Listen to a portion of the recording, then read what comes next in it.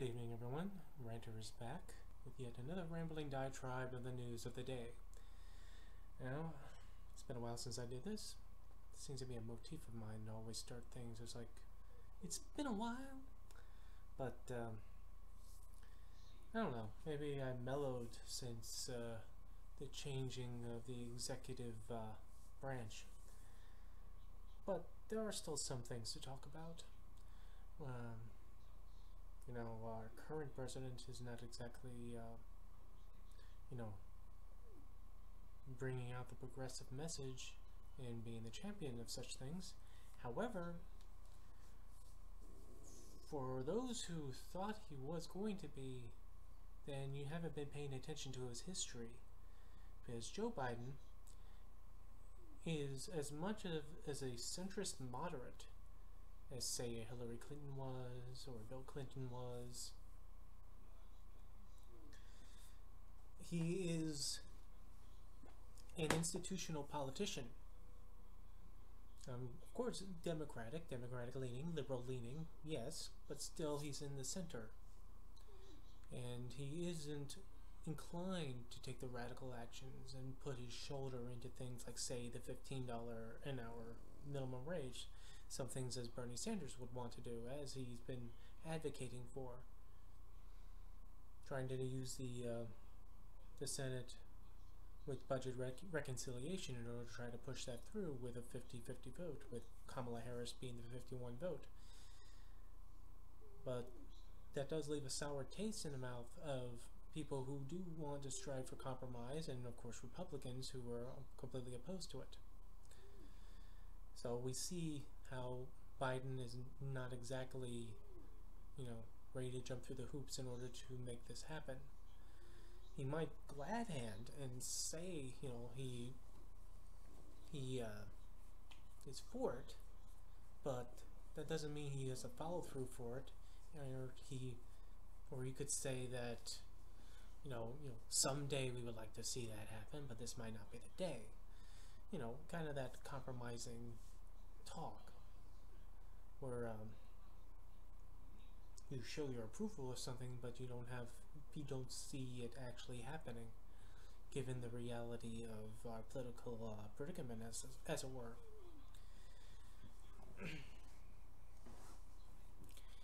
Now,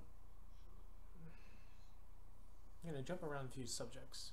We'll stick with Biden for now.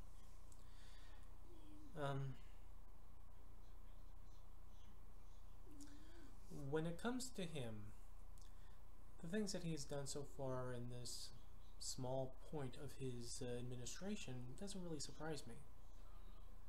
He is a 20th century politician in a 21st century world. We got attacked, just a strafing little attack on one of our installations in the Middle East, and he responds. He responds by attacking the base for where they devise where these attackers came from. Now, people get up in arms on this, and whether they're right to do so, it's their opinion. There's nothing wrong with it.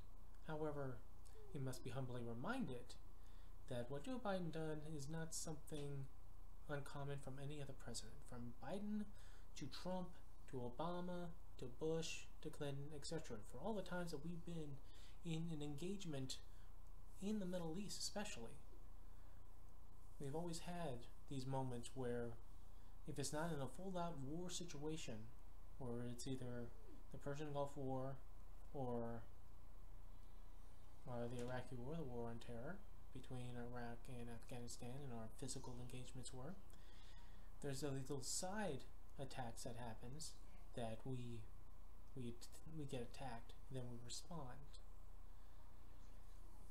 I mean, after the first Gulf War, Bush Sr. would do that whenever Iraq would violate the no-fly zone. Clinton did that when we got attacked, and as a result of that, we actually struck back in 2 spots.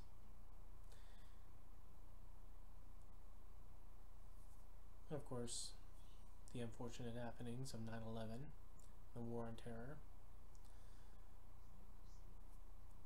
and the events that was going on, especially in Libya for Obama. And we know how they do rack up the scoreboard when it comes to drone strikes, famously with Obama and Trump too. Though with Trump, you could suggest that perhaps his was a little bit worse because, unlike Obama, Trump chose to hide the drone strikes, which he did numerously more of than Obama did. But unlike Obama, who did tell when these occurred, they tried to hide it during the Trump administration. Now,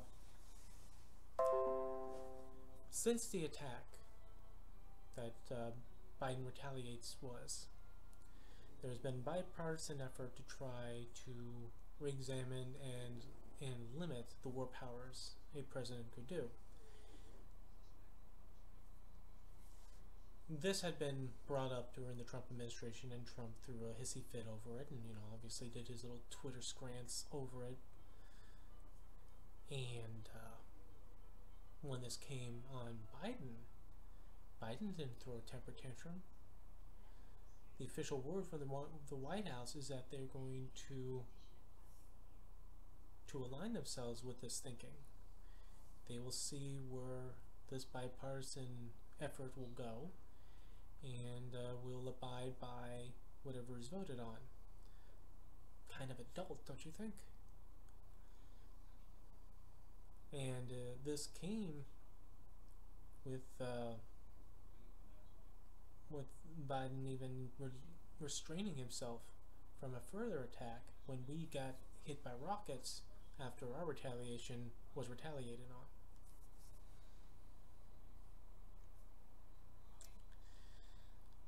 But none of this, for me at least, is worthy of condemnation or praise for Biden. I think, again, as a 20th century politician in a 21st century world, he does tend a little hesitantly on certain issues, and this is one of them. Now, Biden is not somebody who does not have his name on the dotted line when it comes to our involvement in the War on Terror and our involvement of getting back into Iraq. He voted for it. That's there.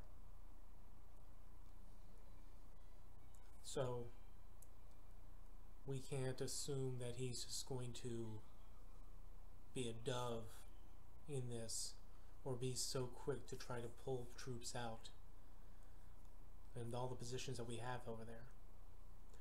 And we don't even know if he's inclined to do so.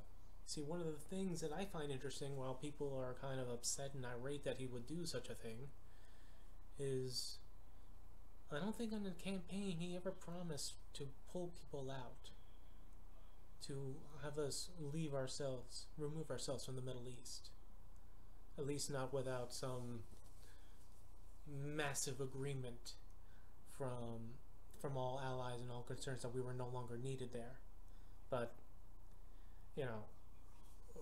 with our history, especially with going back into the Cold War, going back to after World War II, where we didn't leave Germany because of fearful of the Soviets taking over. So we were there. We didn't leave or stop our support of South Korea after the Korean War. Well, we're still there. We're worrying about little Kim Jong-un, excuse me, and what he may do if we're no longer there. We never left Japan for the same reason. We're not leaving the Middle East, because even when we, in our efforts, managed to disassemble Al-Qaeda to at least something less cohesive as it was under bin Laden, and taking away all the land powers that ISIS had in the Middle East, They're still in existence. They're still in their little cells, but we limited their capabilities. Are in our allies, and those who are kind of our allies, but not really. But you know, the enemy of my enemy is my friend.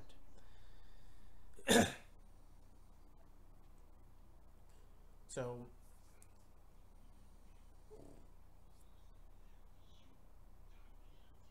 there are so many reasons why people do not want to necessarily cut and run out of here. And whatever noble position some may claim, like, which can be justified, maybe righteous, but still, for every noble reason why we would say, in order to defend our allies, to keep our iron fist in the land, ready to throw a strike if someone strikes at us or our allies, there is the real reason. The real self-interest of us being there. You know, when the first Persian Gulf War happened, you know, when we were going to defend Kuwait and spank Saddam Hussein over it, the running oppositional feeling about it is that we're just doing that just because of the oil, which is the same motivation that people had of the Iraqi war, even though it was painted as it was somehow connected to 9/11, which it never was. But people were so war hungry after being attacked in 9/11 that, you know, going into Afghanistan and not quite getting Bin Laden, but through our efforts ousting the Taliban out of Afghani rule, we were still a little blood hungry, and so certain people who wanted an easy kill said, well, why don't we just go into Iraq? You know, we'll claim that Iraq has something to do with Al-Qaeda, even though at the time there wasn't any connections with Al-Qaeda in Iraq. Saddam Hussein, with all his brutal evil that he was, as a despotic dictator, despotic dictators like to control the country, the people that their iron fist has around their throats, and they certainly do not want an unstable element like some terrorist group that they do not personally control to run around their land. So that's one of those weird. It's one of those weird things where, in terms of terrorism, Hussein didn't really have much use for it, especially into his own country, where it could potentially harm him and his interests. You know, it can be going back to the old Shiite and Sunni differences of opinion for their beliefs and cultures, or or they could see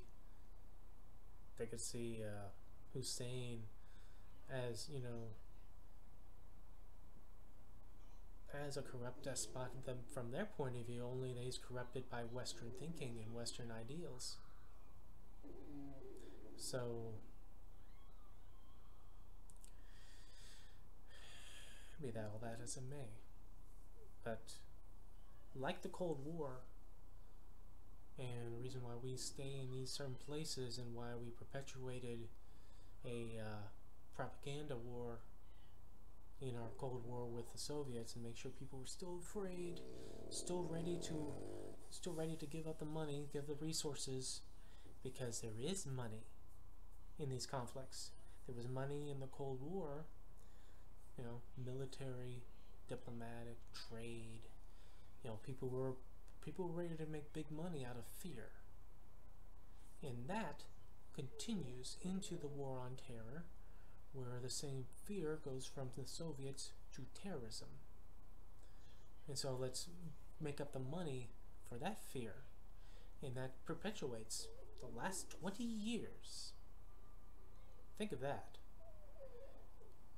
By November, it'll be 20 years since 9/11. I wonder if people are marking that on a calendar in some spider web of a cavern somewhere. I don't know. But again, there could be a lot of interested parties who do not want us to leave the Middle East because of the money they are making from that. Be it lobbyists, the military industrial complex of the modern era, our politicians. It's not outside of the realm of possibility that our current president might have a little stake in this. At least from the point of him signing on the dotted line to get us into Iraq in the first place. I mean, I don't necessarily have too much of a negative streak on it. I'm not seeing so far anything malicious from that angle. But I still see a man who's set in his ways, who has decades and decades and decades of experience in Cold War, experience in the War on Terror, and what are the proper protocols to go through. That maybe not something that a progressive side and us who wants to leave the Middle East and leave them to their own devices is really wants to stomach or tolerate anymore. I can see that. So that's leaving that aside. So as far as Biden so far, from my point of view, he is just lukewarm when it comes to enacting the policies. Some such things like immigration, where he is trying to make moves for immigration. However, while he's making those moves and making those little policy changes, it's still dealing with the mess that we have in front of us. And it is something that you have to remind people that nothing happens instantly. People don't get reunited instantly. People are not removed from their detention instantly. People are not allowed into the country instantly. No, people are deported instantly. We're still in this weird holding pattern. However, to Biden's credit, he is trying to push for things in his immigration policy that has nothing to do with a wall, that has nothing to do with just simply being malicious for the sheer purpose of trying to scare people away from the border. Outside of Trump, there's plenty of politicians who are pushing the Trump style of immigration policy of just shoving people out, putting the wall up, and that's the only thing. Let's not try to mitigate the circumstances of what we have and the people that we have here right now. I mean, Lindsey Graham is such a disgusting waste of flesh and mind. Because I remember when he went and visited one of those sites and he said he didn't care if they stayed 400 days in there. What the fuck is wrong with you? And, all the hard-nosed things of Trump, at least he kept them out. What? It's like the reminder of people that, it wasn't people crossing the border before Trump that was the problem of people being illegal in this country. The bulk of people who were illegal in this country were people who overstayed their working visas.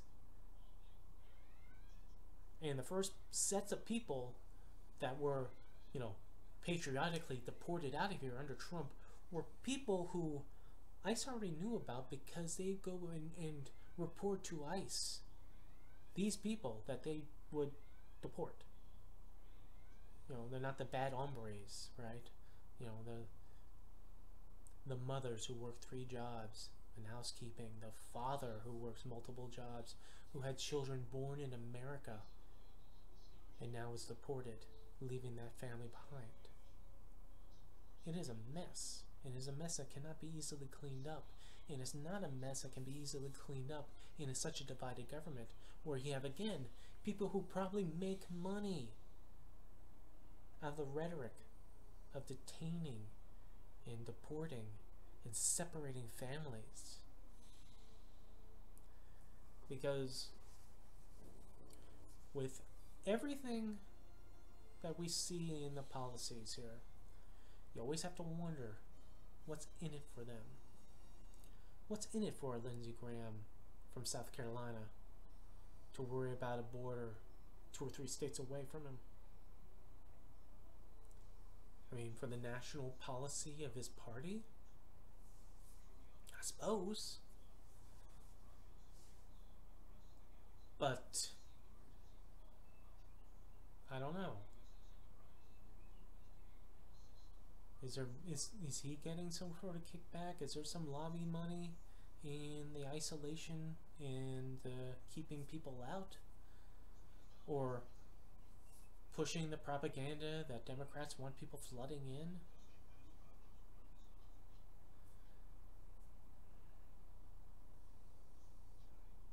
Under the Biden administration, in the past month and change, there has been moves to reunite families.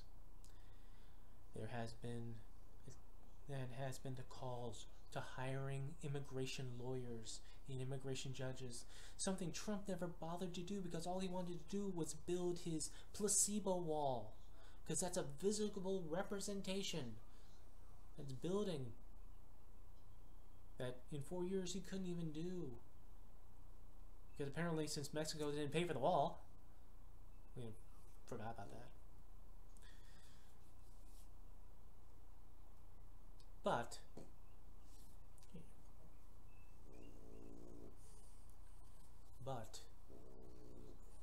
things are in motion. At least there are some things that are changing. But the changing that is going on is still causing chaos, because some people thought that they could never get in. They thought they never going to get in under Trump. They're waiting on the other side of the border. Others are now going, well, wait a minute, maybe change is happening, but so they're going to try to go for the border, but they don't think they can get in or not. There are, ICE agencies who's like, we don't know what we're doing here.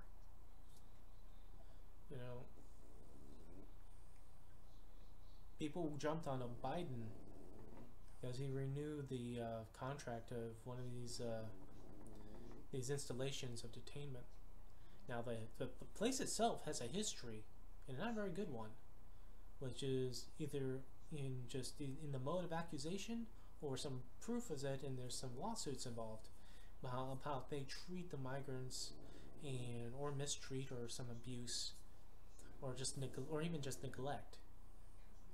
Which, we always have a fear of all this was going on, because when we first heard of this, they didn't want anyone to see these people, and they separated them. Well, they separated the families, but they separated the genders too.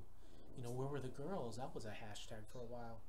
And all these places were like black sites, so that no lawyers could see them, none of the media could see them, no clergy could see them, and no one in the medical community could see them. People would get sick, and this is before COVID, but people would get sick, and whatever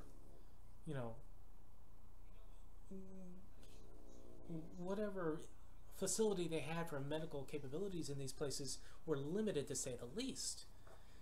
And if there were some places that were overcrowded, some people died. Some people died and exposed others to illness. The number of people who have been detained from us has died. Men, women, and children. Not counting those who died trying to get to our border. Who people will go on their little special magic little Facebook group, and they all laugh at the dead that try to cross the border. Good Christian people.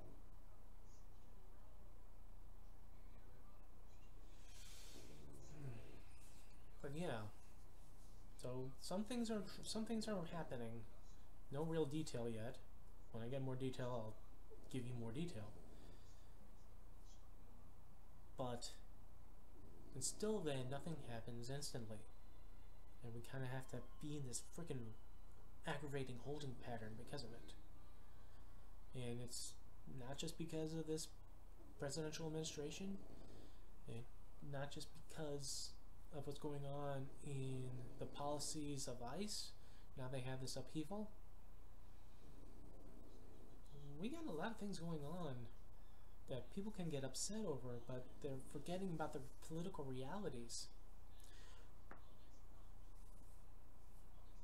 The Senate is 50-50. with Kamala Harris as vice president being the tying vote. That is a sliver right there of a majority. Every issue is going to be a slog, and some things can be a victory, and some things can be an embarrassingly failure.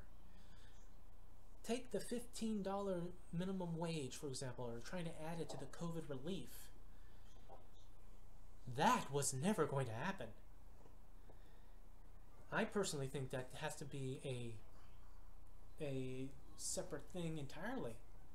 That should stand on its own, not be added to COVID relief, giving more pressure to Republicans to not even support it.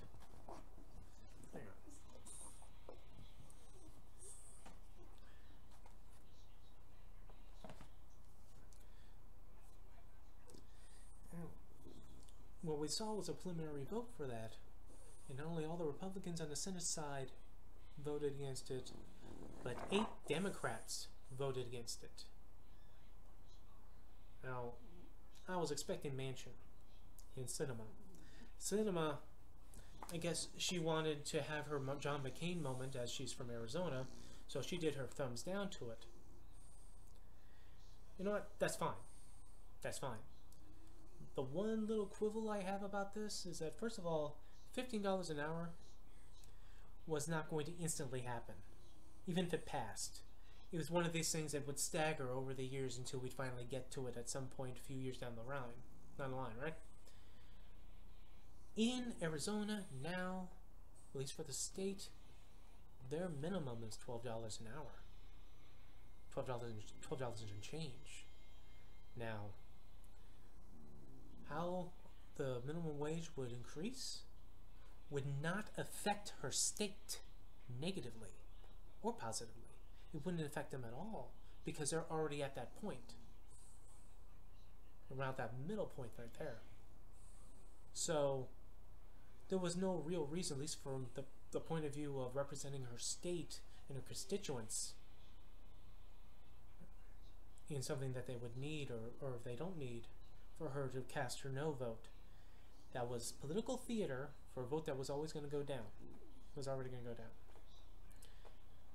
And she has to keep, even as a Democrat, has to keep her street cred, to keep her position in Arizona.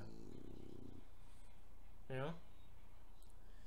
To keep that conservative streak. The same thing as Joe Manchin. Now, I see online from my usual social haunts on social media, Middle America. This is the Facebook group run by Venisori, who also do the Middle America videos for politics and so forth. He also, Venisori also does, of course, reviews on music.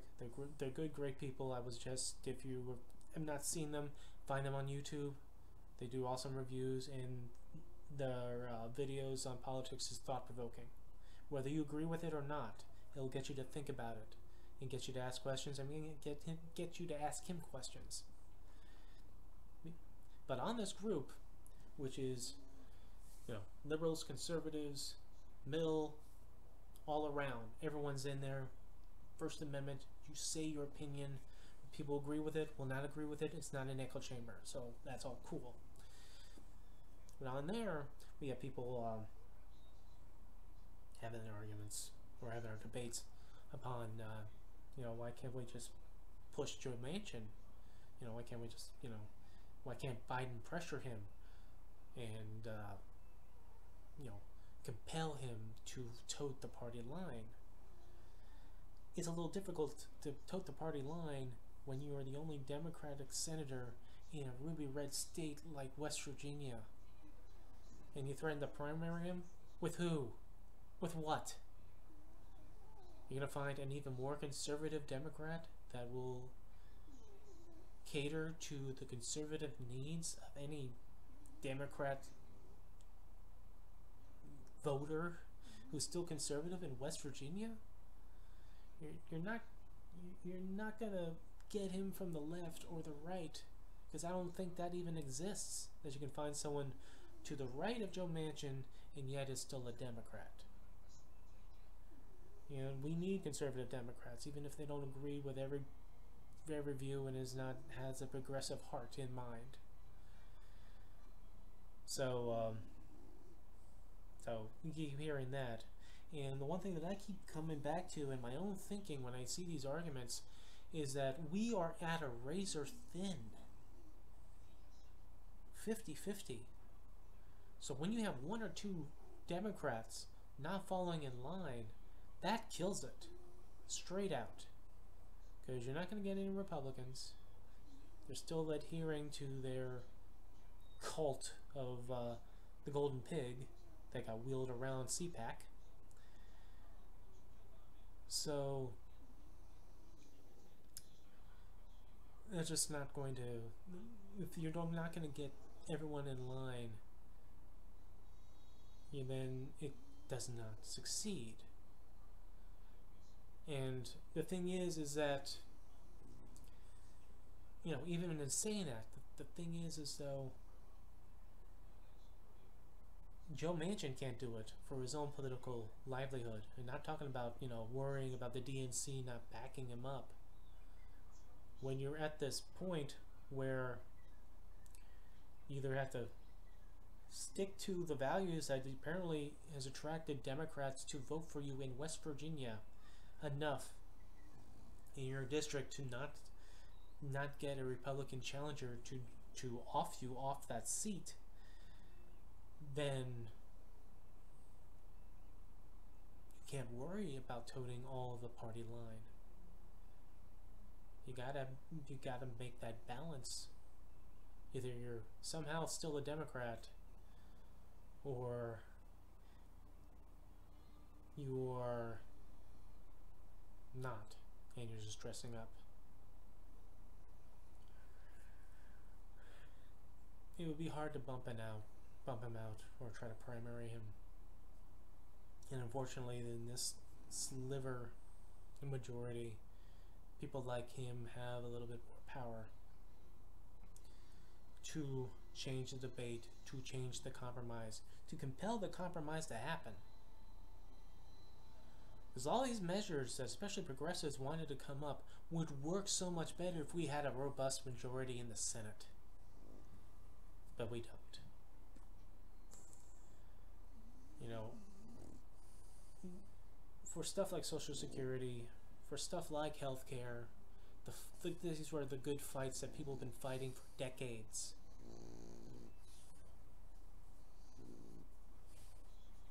It's just, you know, we always have to keep it into a long-term thinking here that it's going to take a while. And no matter, with Biden winning the election at the margin he wins, at 81 million and change, that's great. Trump still, even when he lost and still had, what, how many, 73, 75, 78 million, perhaps, that voted for him? That's half the country both ways. No wonder we have a 50-50 Senate. No matter how god-awful and disqualifying and unqualified and delusional and an emotional, stunted, mental midget as Donald Trump, he is a savant in the concept of perception is reality and making you believe your lot in life is in danger because of the other, or whatever policy a Democrat's trying to throw up there. I mean, people went and attacked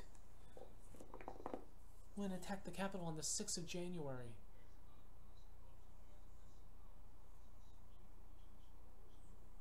To stop the certification.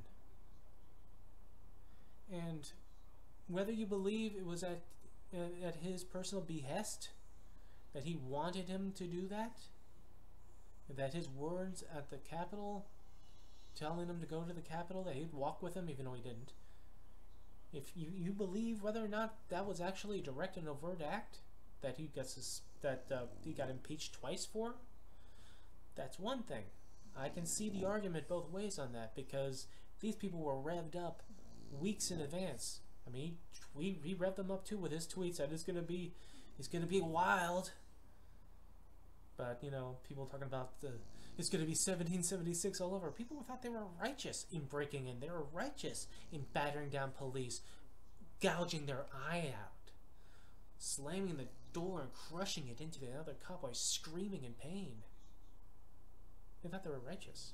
And they walked in and they walked out feeling righteous, because they had a president that was at their back. People were opening gates for them.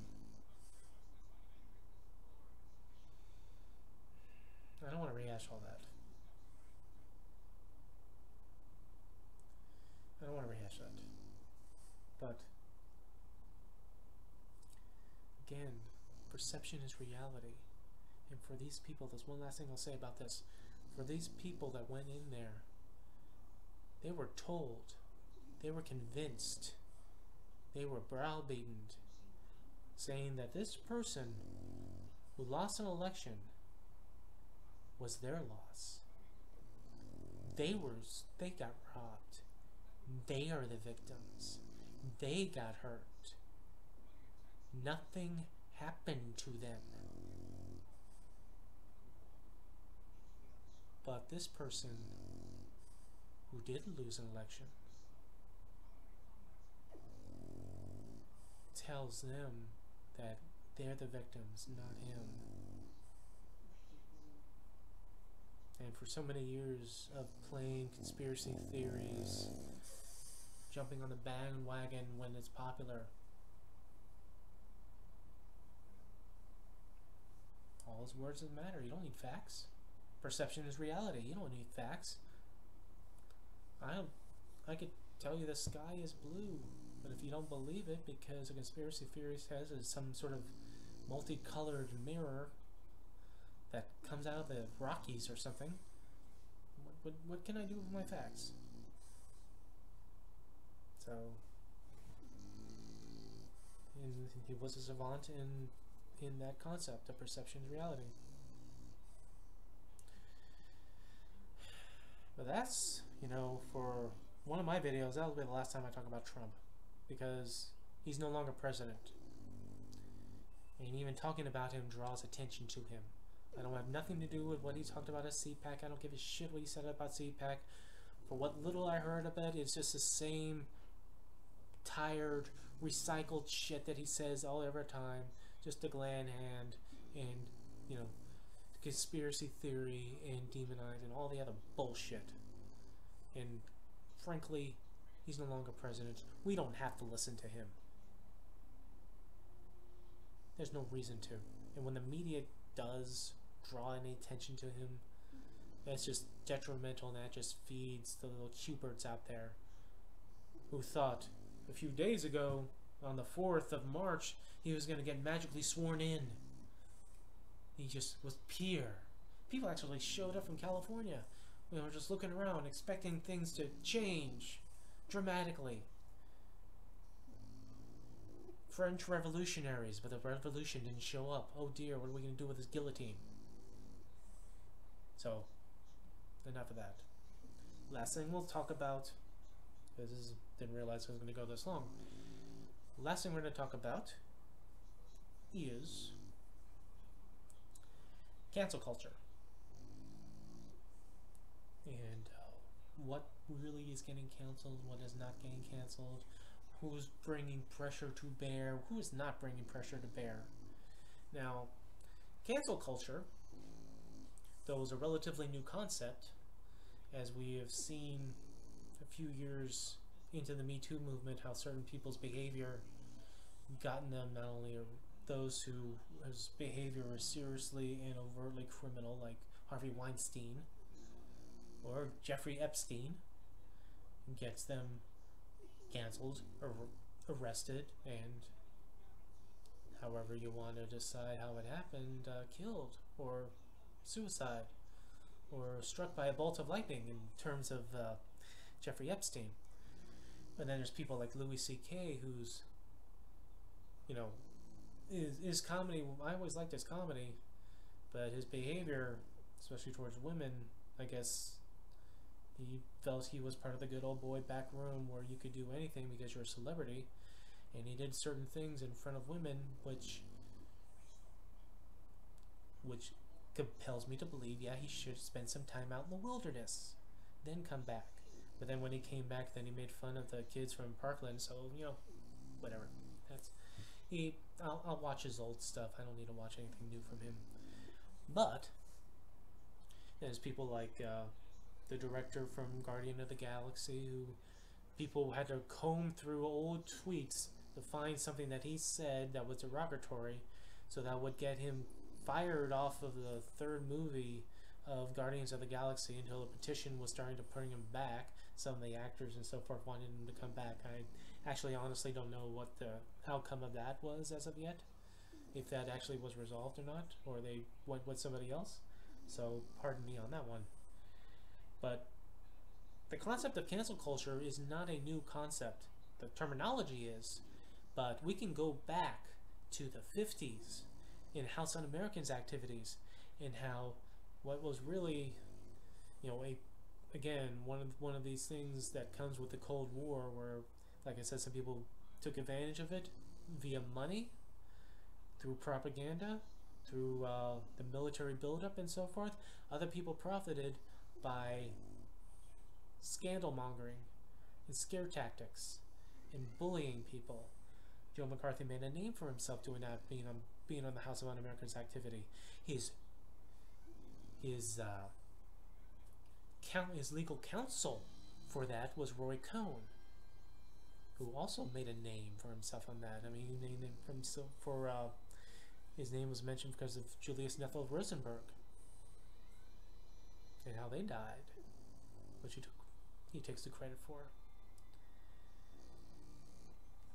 House of Un-American activities went after Hollywood, went after anyone who they suspected had communist philosophies, who went to secret communist events, tried to push communist propaganda through their movies or in their writings, and in reality, they did not find one single communist among them. But what they did do is that those people that maybe were guilty by suspicion, as the movie was, check out that movie, Guilty by Suspicion, Robert De Niro.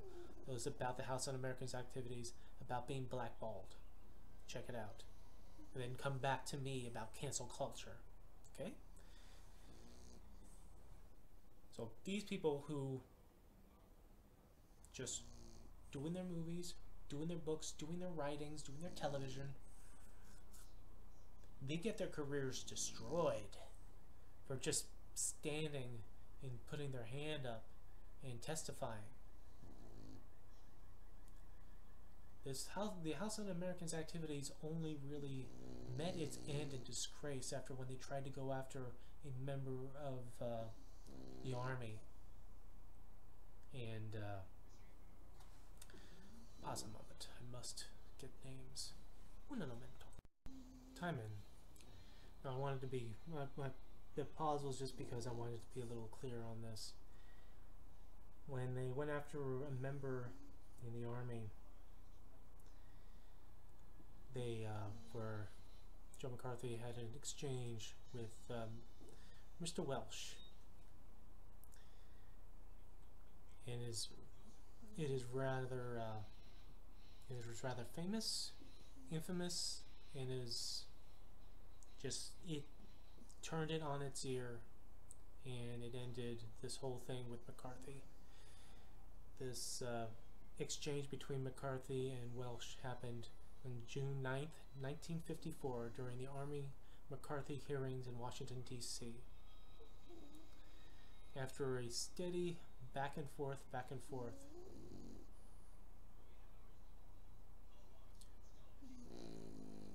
me for a moment.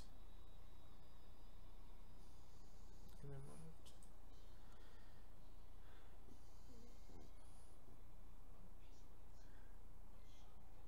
After asking about a man named Fred Fisher, Mr. Welsh after going back and forth on this, said, "You won't need anything in the record when I finish telling you this.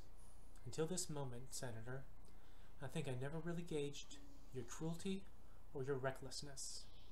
Fred Fisher is a young man who went to Harvard Law School, came into my firm and is starting what looks to be a brilliant career with us. When I decided to work for this committee, I asked Jim St. Clair, who sits on my right, to be my first assistant. I said to Jim, pick somebody in the firm to work under you that you would like. He chose Fred Fisher, then came down an afternoon plane. That night we had taken a little stab at trying to see what the case is about. Fred Fisher and Jim St. Clair and I went to dinner together. I said then to these young men, boys, I don't know anything about you except I've always liked you. But if there's anything funny in life, either one of you that would hurt somebody in this case, you speak up quick."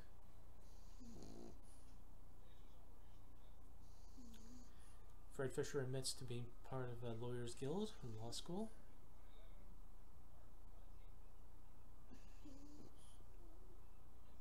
And what comes down to this great quotations about this, I may put this into the into the intro of this video here, because I am not doing it justice at all. Because this is a very worthy and lauded exchange back and forth between Senator McCarthy and Mr. Welsh, who represents the Army. Senator McCarthy was going after this Fisher, claiming him to be communist. And at the very end, it came out, once Welsh just squared off with McCarthy, said, "Have you no sense of decency, sir, at long last? Have you no sense of decency?"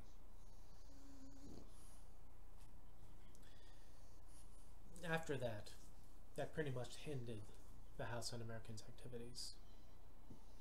It left Joe McCarthy in disgrace. Left his legal counsel, Roy Cohn, going off to doing other things for his own personal gain, including being a mob lawyer, as well as being the mentor of a young Donald Trump.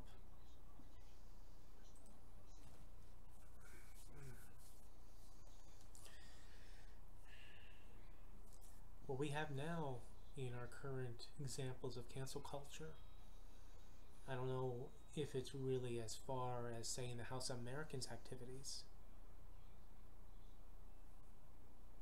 The actress that was in The Mandalorian that got fired from it, people are claiming that to be cancel culture because that came from her retweeting something and then, which was kind of derogatory, trying to liken the Republicans as, as the Jews being abused by Nazis, even though in that retweet it was claimed that, not all the offenses of Nazis done to the Jews were actually done by Nazis, but they were done by their neighbors, including their children.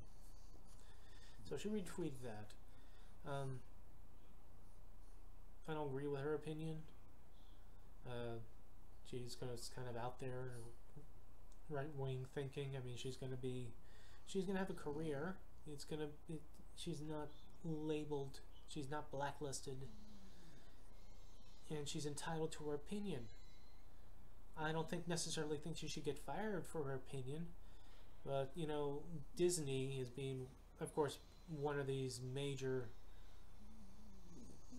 organizations that always take a microscope to anything that might disparage their appearance and opinion. Okay, Disney, if you're really worrying about about such things, you probably want to keep the history of Walt Disney nice and secret there, because before Donald Trump trumped out America First, that was also a big thing back in the 1940s with the brown shirts, and Walt Disney was pretty much involved in that, wasn't he? So One of the things, at least for my argument when it comes to cancel culture, is that I find cancel culture, the concept of that, to be self-righteous laziness. When the same thing I hear about people wanting to take off the names of George Washington or Thomas Jefferson off of the names of schools because they were slave owners. That's also self-righteous laziness.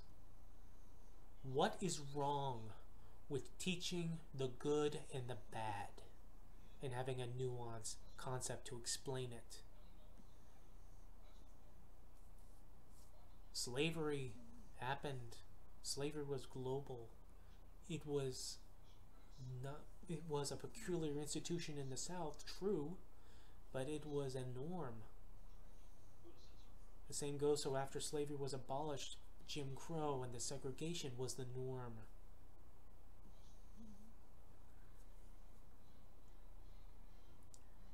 Slavery was bad and evil. 18th century and 19th century people could see the bad in it, but they could not necessarily see how they can extricate themselves from it. Thomas Jefferson once said that having slavery was like having a wolf by the ears. You didn't like it, but you didn't dare let it go.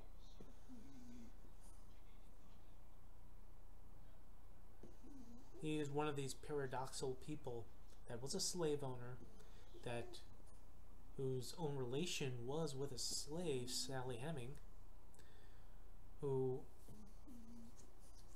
even though he apparently cared about her, which no matter what type of relationship that you could possibly have when you're with somebody who is compelled under slavery, they're not able to give you consent, even if they're giving you consent. But he's a paradoxical person who actually wrote into the Declaration of Independence a clause about slavery and how it was an evil that had to be removed or the southern colonies would not sign on to the Declaration of Independence. But yet, for someone who was so anti-slave, he was a long-time slave owner throughout his life. In fact, the conditions to freeing Sally Heming was only upon the time of his death.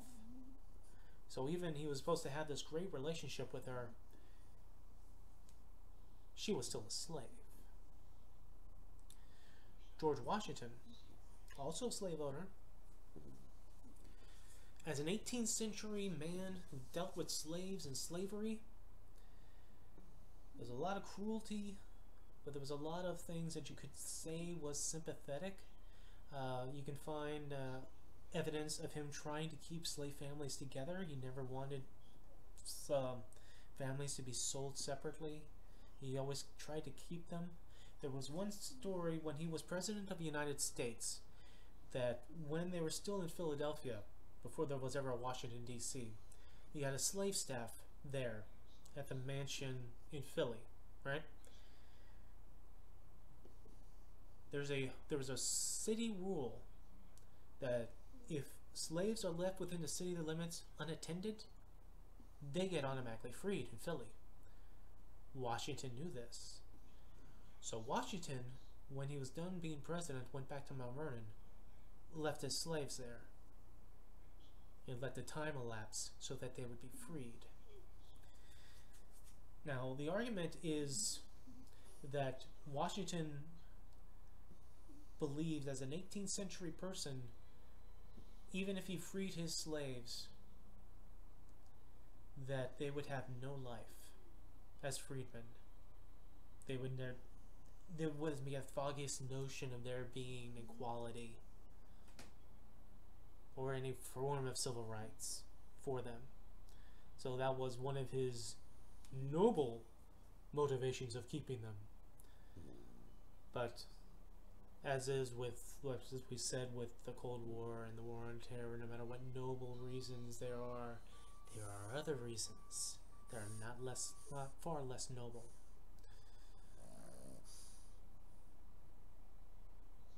But the nuance in teaching this bad and evil, is it's a flip of the coin. All these evils, all these sins should not delete the good that is done. At the same time, the good that is done cannot whitewash away the sins and the wrongs. So you should try to balance it by teaching the good and the bad, explaining the context. But the thing is that, like I said about cancel culture, it is a self-righteous laziness. It's just bad. I don't want to explain why it's bad. I don't want to go into detail why it's bad, why there's explain the reasoning or how it happened or how it didn't happen, and I don't even want to have an argument. Just remove it, erase it, destroy it, cast it out, and let it never be seen again. That's House Un-American activities. You know, some people may deserve it, some people do not. Some things have happened that may deserve it. Some things may not. Some things may not even count as cancel culture. Like what people are crying about with Dr. Seuss. Oh no, 6 books are no longer going to be an issue. Cancel culture. These 6 books, regardless of what the derogatory imagery or wording done in these books, even when they're as at the time seen as harmless because of racial sensibilities, is no longer the same as when it was originally written. No liberal progressive group was pushing anyone to cancel it. The publishers, the legacy publishers, saw these 6 books with the 2021 lens and decided them, who are those who actually own the intelligent property, decided to remove it, to remove these 6 books. It is not cancel culture. It is them, themselves. And this goes into the outcry of, like, on politics. Politicians, Republicans specifically, talking about the cancel culture of Dr. Seuss. Kevin McCarthy shows up with a Dr. Seuss book, talking about reading Green Eggs and Ham, and oh, woe is us for not having these 6 books, and how it's just horrible that they're gone, or they can't be reissued or rewritten, even though you can have copies of them at their home, like right now. They probably sell big on eBay, probably.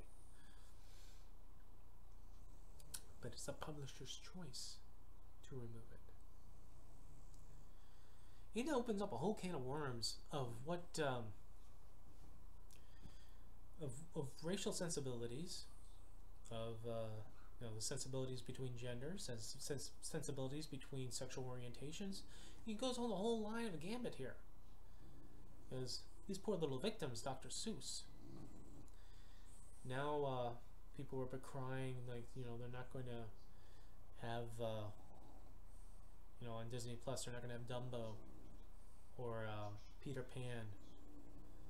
Because, you know, at the time, the racial sensibilities of the time, you know, the crows and Dumbo, you know, there aren't anything wrong with that. Or, you know, the depiction of the native, they're not even Native Americans, really, they're what, Native Wonderlandians, was treated as if they were Native Americans. Tiger Lily's tribe. Some people find that offensive. Okay. So, well, now we're crying that. We're crying now. Again, if you want to keep it, I think it can be kept as long as you decide to treat it with the nuance of what is good and what is bad, and teaching both, explaining both. It allows you as a person to decide for yourself if you really want to be involved as this as an entertainment or not, right?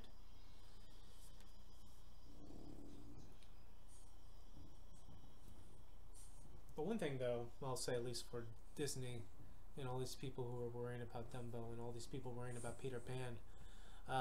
Where's your thinking on the sound of the Song of the South? Look that up and see slow motion racial sensibilities there. You know, in between the very small little animated bit about the Brer Rabbit. Watch the rest of the movie and tell me if that should be here or not. You know, cancel culture, book burning, House of Un-Americans activities. You know, it is one of our problems where we have to deal with, you know, how do we explain it to people? Or maybe having the trust in people to figure it out for themselves. To use what they learn for good or for bad. What they teach their children for good or for bad. And if they can't, you know, whatever, suffer the consequences of that. You know, people are decrying, you know, they're removing Pepe Le Pew from the scenes from the next Space Jam movie. I mean, come on, Pepe Le Pew.